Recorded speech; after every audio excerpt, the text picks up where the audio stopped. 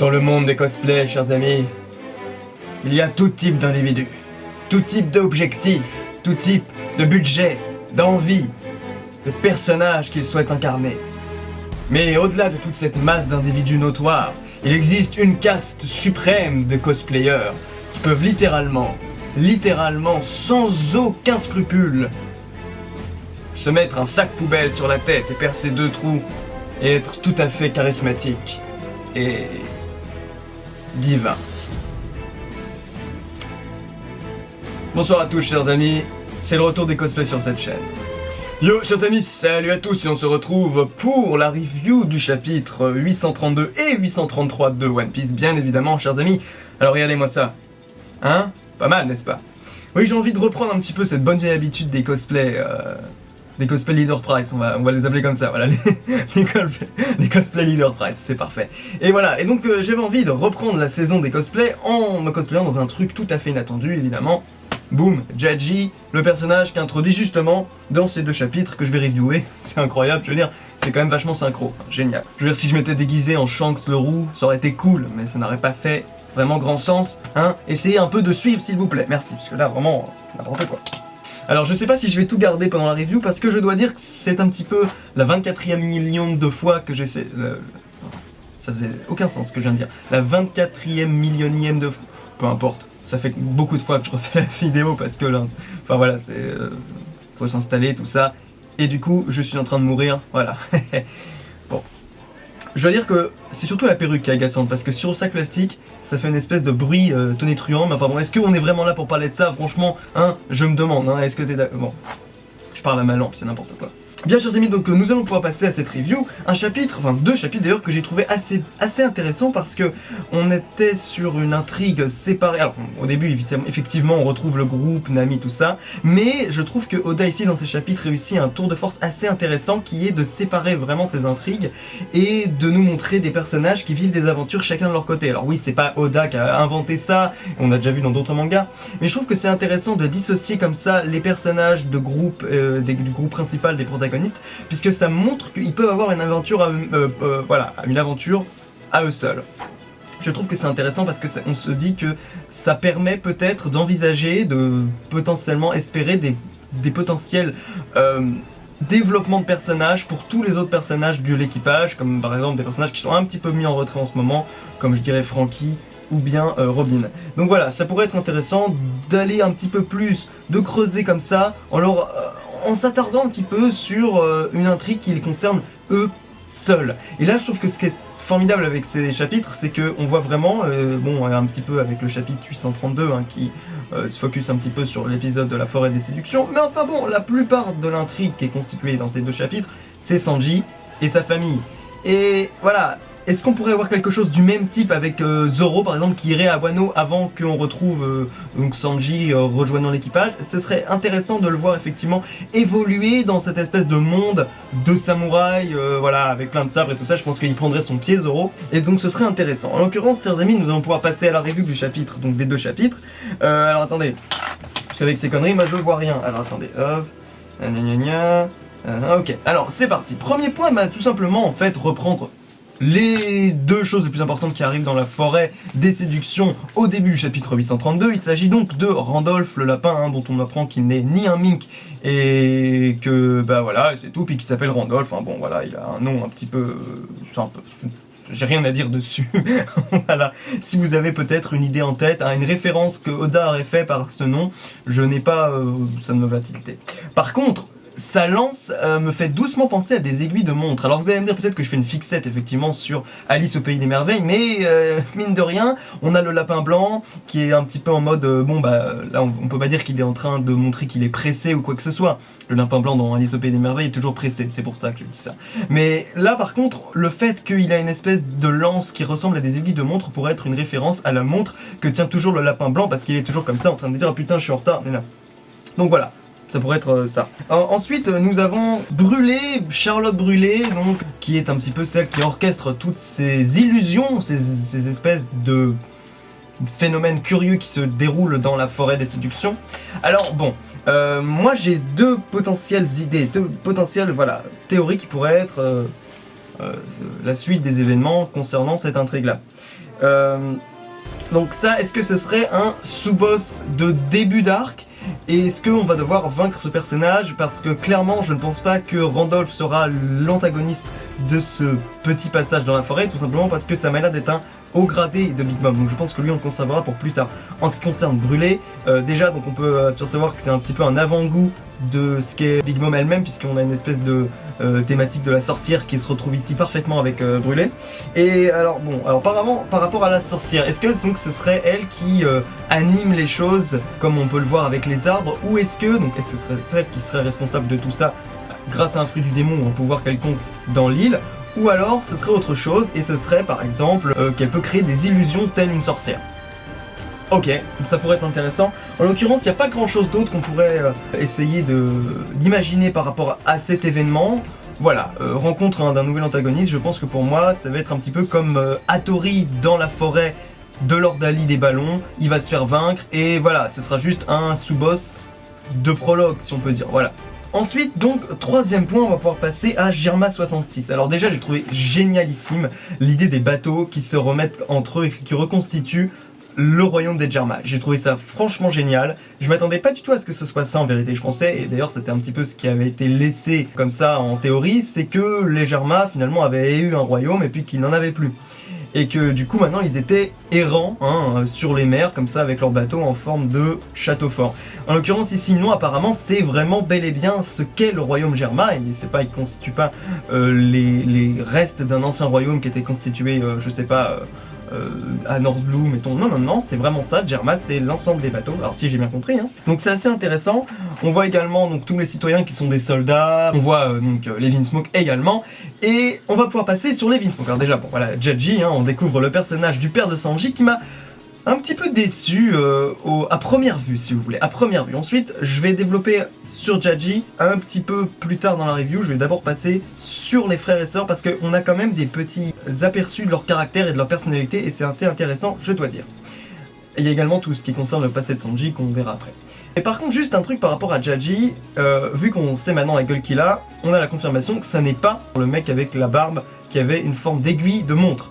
Moi j'avais dit que c'était le roi de Rommel, ce personnage, c'est peut-être effectivement donc confirmé que c'est le roi de Rommel et pas le père de Sanji. Voilà. Ça a été une très bonne théorie, par contre, c'était une très bonne théorie, mais visiblement, vraisemblablement, ça n'est pas ce personnage. Enfin, je crois, visiblement, c'est vraiment pas le même menton, la même forme de visage. Reiju, on voit que, et ça confirme un petit peu ce qu'on pouvait penser de ce personnage, c'est qu'elle est très douce, mais c'est une façade, puisqu'en vérité, elle est assez froide, elle est assez manipulatrice et calculatrice, et je pense qu'elle incarne un petit peu Jaji Beast, c'est-à-dire que c'est un petit peu, je dirais que c'est un petit peu le bras droit de Jaji, en termes de personnalité. Ils m'ont l'air de tenir à cœur, vraiment fortement à cœur, les objectifs des Vinsmoke. Là où Yanji ou même peut-être Iji semblent être un petit peu plus... voilà, d'ailleurs on ne les a pas vus maintenant, on a juste vu à travers le flashback pour les deux grands frères de Sanji. Mais en ce qui concerne donc Jaji et Reiju, il semble qu'ils soient assez sérieux, avec une différence pour quand même Reiju qui semble être un petit peu plus doucereuse et un petit peu plus, voilà... elle essaye de charmer plus, mais en vérité je pense que tout ça c'est une façade et qu'elle est sûrement l'une des pires. Ensuite donc on a Yanji. Alors Yanji, un truc assez intéressant, on le voit se réparer très curieusement avec une espèce d'opération comme si c'était comme dans le Hobbit, vous voyez, quand dans le tout début, dans le prologue du Hobbit, on voit un forgeron qui aplatit une lame avec deux marteaux comme ça qui se rencontrent à bascule, donc comme ça. Donc je me dis, est-ce que ça fait partie de son... Est-ce que... Attendez, excusez-moi, c'est horrible, putain. Est-ce que c'est une des raisons pour laquelle on appelle le treuil, ou Greenwich, le treuil vert? Quelqu'un avait dit très intelligemment que chaque frère Vinsmoke pourrait avoir un surnom qui équivalerait à une sorte de torture, de moyen de torture, ou de moyen d'exécution, on va dire, comme le poison pour Reiju et le treuil qui serait une manière de torturer les gens ou même d'exécuter les gens, une sorte de truc un peu genre la roue, tout ça. Et donc je pense que là on a une espèce d'indice sur quelle est un petit peu la technologie des Vinsmoke, déjà parce qu'on a l'impression qu'ils se réparent comme ça automatiquement avec ces espèces de casque, quoi. C'est un espèce en fait c'est pas un casque audio, c'est vraiment une espèce de truc curieux avec une sorte de ressort qui semble leur constituer d'un coup comme ça, donc c'est assez bizarre. Ça me fait d'ailleurs pour me penser, est-ce qu'ils sont pas génétiquement, technologiquement modifiés eux-mêmes dans leur corps? Donc voilà, ça pourrait peut-être nous lier à cette théorie. Yonji, il me semble par contre être un petit peu le con de la bande, c'est le mec qui est un petit peu le moins mature, je dirais, celui qui s'énerve le plus facilement, donc ouais, je dirais que c'est... Et d'ailleurs, à l'image du fait que c'est un petit peu le quatrième... le quatrième frère, donc c'est techniquement, vu qu'ils sont tous jumeaux, ça n'a aucun sens, mais sinon ce serait peut-être le plus jeune, et donc dans son caractère ça se reflèterait dans le sens qu'il est un petit peu plus impulsif, un peu plus stupide, quoi, on va pas se mentir. Ensuite, on a Niji. Alors Niji, on le voit à travers le flashback, et c'est quelqu'un qui semble être assez...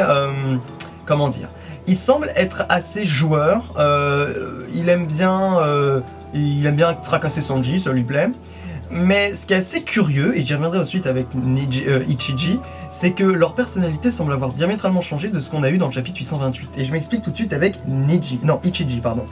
Ichiji, donc, c'est celui avec la frange, contrairement à Niji, pardon, qui est celui avec la banane. Donc la banane, et la frange, c'est celui qui est comme ça. Et donc en fait... dans ce chapitre, il semblerait que Ichiji soit beaucoup plus sérieux, beaucoup plus froid et beaucoup plus porteur justement de la tradition et fier d'être un Vinsmoke, vous voyez ce que je veux dire. Donc c'est assez curieux parce que dans le chapitre 828, là où d'ailleurs on avait Ichiji qui était en... Attendez. Il était en blanc dans le chapitre 828 avec une cape blanche, alors que Niji était en noir dans le chapitre 828. Et là, dans le chapitre, c'est l'inverse. Et c'est clairement j'ai bien identifié puisqu'ils ont la même coupe de cheveux. De toute façon, ils ont le même numéro. Donc, en fait, c'est assez bizarre de ce point de vue-là. Au niveau esthétique, ils ont pas les mêmes couleurs. Et je pensais qu'il y en avait un qui était noir et l'autre blanc. Tu vois, ça c'est du sens. Mais en fait, là aussi, au niveau de leur caractère, il y a quelque chose qui change. Dans le chapitre 828, celui qui semble être très calme et très posé, c'est justement Ichiji. Il dit, ouais, je suis content de revoir Sanji. L'autre, celui qui a l'air beaucoup plus énervé et beaucoup plus froid, c'est justement Niji. Et dans le chapitre 832 ou 833 pardon, eh bien c'est l'inverse. Donc voilà, est-ce que c'est une erreur d'Oda ou est-ce que c'est un détail qui montrerait que les deux sont très interchangeables et qu'ils sont vraiment identiques et que du coup ils sont... Ou alors qu'ils auraient changé d'avis, changé de comportement, changé de... je sais pas, ils auraient grandi. Qui me fait penser, voilà, première conclusion sur les Vinsmoke, est-ce qu'ils sont pas un peu trop caricaturaux? Et j'insisterai là-dessus avec le père un peu plus tard. On a des mecs qui sont vraiment très facilement identifiables comme des méchants. Voilà, c'est des méchants, ils ont des objectifs de méchants, ils sont pas gentils, c'est des méchants avec aucune once de gris, vraiment aucune subtilité là-dedans. Est-ce que justement, alors peut-être Reiju, on sait pas encore. Mais en ce qui concerne Niji et Ichiji, on pourrait peut-être imaginer qu'ils ont changé depuis que là ils sont petits, et depuis qu'ils étaient petits, et qu'ils étaient vraiment des ordures envers Sanji. Et bien peut-être qu'ils ont vraiment changé, et que peut-être l'un des deux est plus compassionnel envers Sanji, ou s'avérera être beaucoup plus sympathique, beaucoup plus, je sais pas, réfléchi, ou moins, en mode Vinsmoke, 24 heures sur 7, quoi. Donc, peut-être qu'il y en aura un qui aura un petit peu plus de recul que les autres, parce que pour l'instant on a vraiment l'impression que ces mecs sont des... ils bouffent Vinsmoke 24 heures sur 24 et ça fait un petit peu peur. Bon, passons à Jaji. Alors Jaji, au début j'ai trouvé un petit peu bizarre physiquement, je m'attendais à quelque chose peut-être d'un petit peu plus classe. Là, c'est clairement du One Piece à fond, c'est-à-dire qu'on est dans le grotesque, on est un mec avec un masque, avec des gros cheveux, une moustache qui part comme ça, donc c'est pour ça que ça m'a donné envie de me cosplayer aussi, parce qu'il a un costume assez cool. Mais il a pas, disons l'aspect espion qu'on attendait dans les Vinsmoke, si vous voulez, un petit peu avec Sanji qui donnait cette impression-là. Mais depuis qu'on a vu Yonji et Reiju, franchement, on va pas s'attendre à des costumes classe, on va plutôt s'attendre à des costumes un petit peu what the fuck, burlesque, complètement, haut en couleur, et c'est plutôt intéressant en vérité. Lui aussi, il est très clair dans ses intentions, c'est clairement un méchant très basique, il veut s'emparer, il veut avoir du pouvoir, et donc voilà, et il en a rien à foutre de Sanji, clairement, c'est dit. Clairement il s'en tape de Sanji, la seule chose qui l'intéresse c'est d'utiliser comme outil matrimonial et diplomatique envers la famille Big Mom, la famille des Charlotte. Donc ensuite par rapport au combat, donc le combat on voit qu'il y a plusieurs... Alors commence à me saouler ça. Donc par rapport au combat, on voit qu'il y a pas mal de techniques qui sont un petit peu les signatures des Vinsmoke, c'est-à-dire tout ce qui concerne la technologie, on voit qu'il peut utiliser du feu, on voit qu'il peut utiliser, de l'électricité, surtout l'électricité en fait. Et la technique du Garuda, d'ailleurs Garuda qui est en fait l'ennemi du Naga dans la mythologie hindouiste il me semble. Enfin bref, attendez, c'est pas possible ça. Merde. Fallait me le dire que c'était complètement n'importe comment. Bien, donc en fait voilà, c'est intéressant, on voit un petit peu... Et putain, supportable. Ouais, parce qu'il a une écharpe blanche comme ça. Qu'est-ce que je pourrais dire d'autre? Voilà, c'est limite un peu caricatural la façon dont ils ont traité le père de Sanji. J'avais l'impression qu'il était vraiment trop, voilà, unilatéral quoi ce personnage. Il n'y a pas vraiment de grille, de subtilité dans son approche de sa relation père-fils. Par contre, je dois dire que pendant le combat, ça c'est une très bonne chose, le dialogue est vraiment très très bon. Entre les deux, il y a vraiment quelque chose qui se passe, je trouve, entre Sanji, qui justement remet en cause le statut de ses parents, qui par exemple aurait pu trouver en Zeph un vrai père, et justement, est-ce que les parents biologiques sont les vrais parents, sont à considérer comme les vrais parents? Est-ce que vraiment il y a une espèce de glorification à entretenir envers tes parents, les vrais, ceux qui t'ont donné naissance, ou est-ce que tu dois davantage donner, te dévouer à tes parents de cœur, si vous voulez, ceux qui ont vraiment manifesté de l'amour pour toi, comme Zeph par exemple par rapport à Sanji. Donc voilà, les rapports de force, autant que les enjeux sont assez clairs et assez simples, il n'y a pas vraiment de subtilité là-dedans. Encore une fois, je suis pas en train de dire que c'est pas bien, simplement c'est pas gris, quoi. C'est vraiment noir et blanc, c'est très manichéen. Et même si on voit quand même que Papa Vinsmoke, il a de l'intérêt pour sa propre famille, voilà, il veut pas donner ses fils à Big Mom, qu'il considère comme un peu une espèce de taré, il a bien raison. Mais ça veut dire qu'il a donc des objectifs qui dépassent l'alliance avec Big Mom, c'est-à-dire qu'il peut-être, à un moment... peut-être il aurait comme objectif de la doubler. Donc ce serait intéressant de voir un petit peu les alliances s'écrouler comme ça, ce serait cool. Surtout entre antagonistes, parce que c'est ça qui est cool. Ah oui, on voit aussi la technique du mur pendant le combat. C'est trash ça. Le mec qui se fait transpercer quand même. Dans l'anime, je sais pas comment ils vont faire, mais là c'est bien trash, c'est bien dégueulasse. Enfin bon, c'est ça, c'est la cruauté des Vinsmoke, c'est comme ça qu'on nous l'avait montré aussi dans le chapitre 828. Exactement la même technique avec les mecs qui agissent un petit peu comme des robots.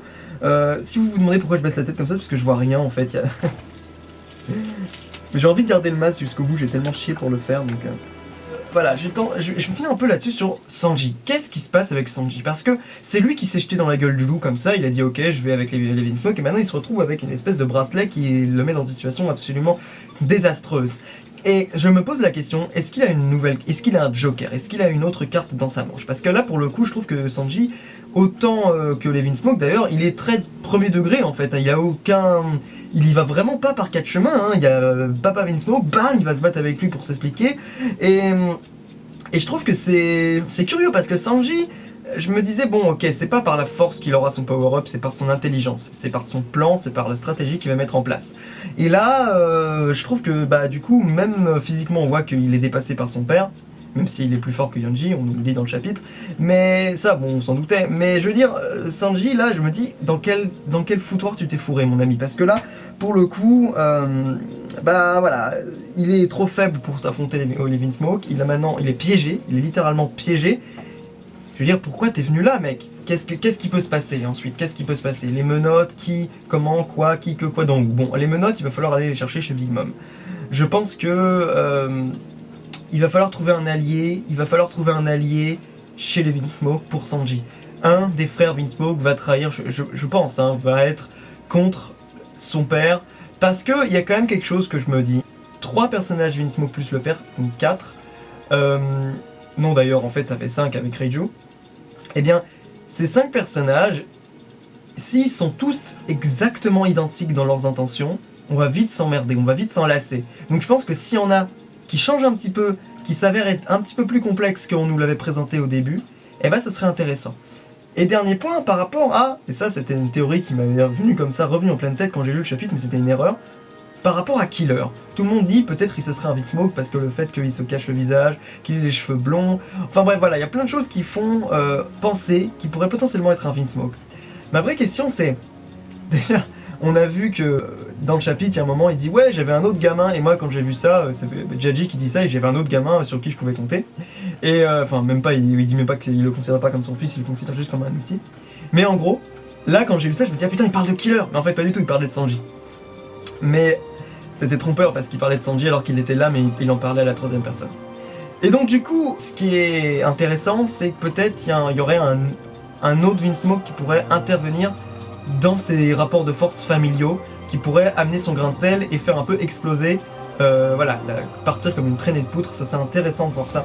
Même si ça paraît un peu probable, peu probable, pardon, parce que Jaji n'a fait aucune mention de Killer, et on a bien vu que les 4 étaient jumeaux, enfin quadruplés, et que du coup, bah, il n'y a pas mention de Killer, pourquoi on n'en ferait pas mention, je veux dire, bon voilà.